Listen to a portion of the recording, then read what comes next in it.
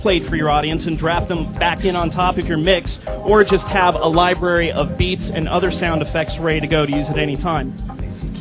Now, I've been driving this thing so far just using MIDI controllers and the mouse, but we can also use time code, control records, and CDs. I've got a record up here.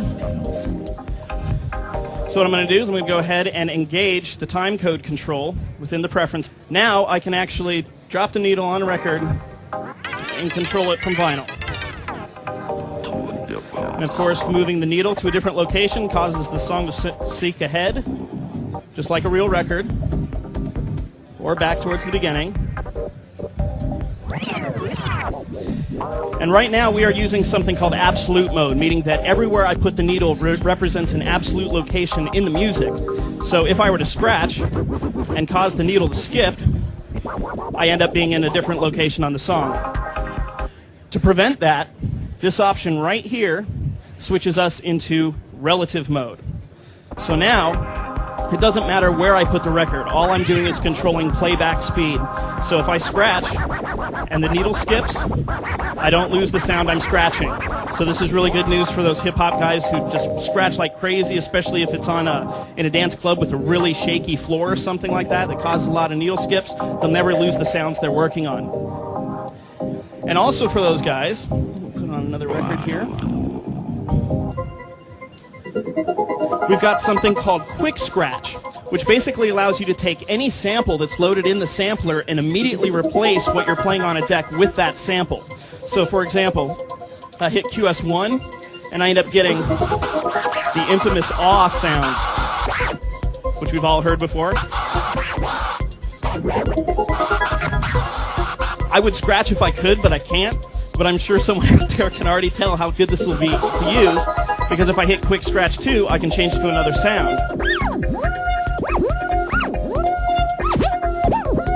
And as you can see, it continues to loop the sample over and over again. So if you have one particular sound that you like to use, you can just let the record go and you'll stay on that sample. You don't have to keep back queuing and trying to find your sample again. And as soon as you turn off Quick Scratch, you're back into music control here.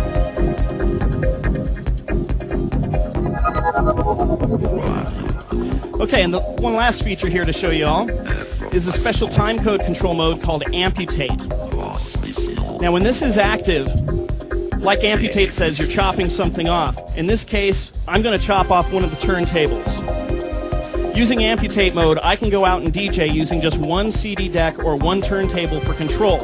And I do this simply by clicking vinyl on a deck, and then it becomes under vinyl control. So I'm controlling the left side, which you can't hear right now, but now you can, right? While the right side continues to freewheel, but if I click vinyl on the right side, now it's under vinyl control. Okay, same deck. So what ends up happening is, while you've got one song playing on the left, the one you just mixed in, you can use vinyl to cue up the next song.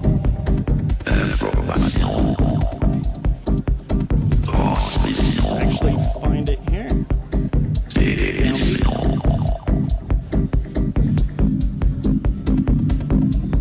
Just like that. And as you notice, Mom, no headphones. The visual is so tight on this program that I'm actually able to beat match without having to listen first. So this is good news for all the DJs who have got pricks in their necks from having to do this so often. Don't have to do it anymore. Just look at the screen and you can see when a track hits ahead or when it falls behind, and then just put it back into sync again.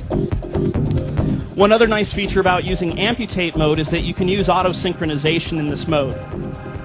If I pull up a song that is not at the same tempo, like